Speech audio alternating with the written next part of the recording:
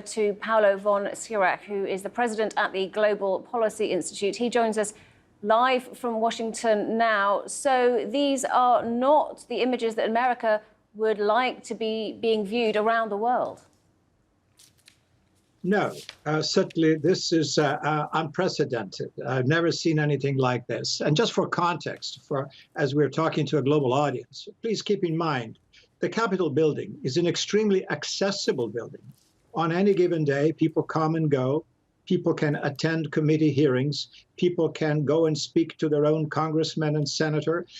People from the private sector can rent committee rooms for their own events, provided certain protocols are respected. So this is not a fortress.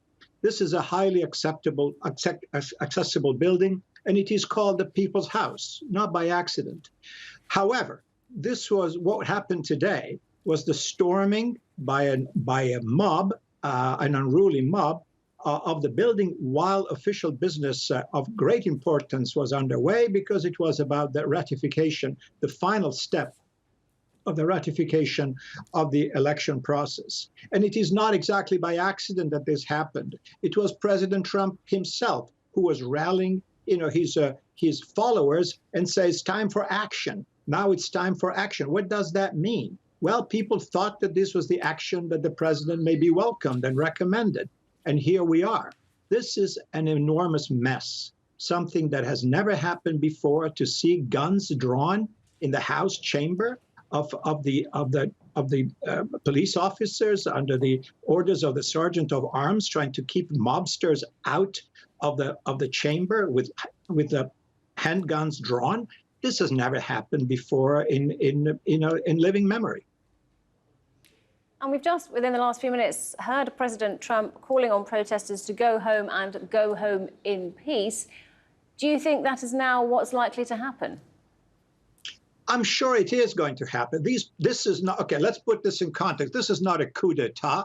This is not the army trying to take over Washington, impose martial law or something egregious like that. This is an unruly mob of Trump cultists who have thought that this is what they needed to do, because they honestly believe, because the president, the outgoing president, has been telling them for over a month that he won the election, and that what's happening now is an incredible injustice because he was robbed.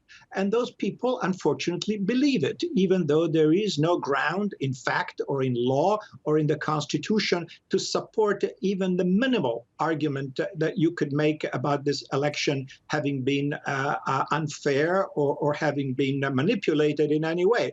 But this is what Trump was saying even earlier today. I will never concede. This has never happened before. This is a completely unprecedented. So his followers, thinking that they were being loyal to him, did this. These people will go home. They have no plan. They don't have an action plan to take over the United States government. This would be ridiculous. They don't.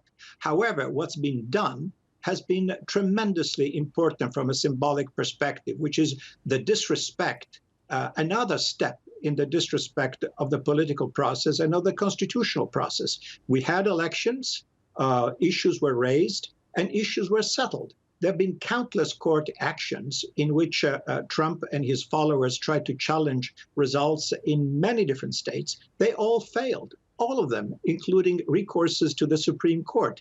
They have not won a single case. The issue is settled. The Electoral College has met.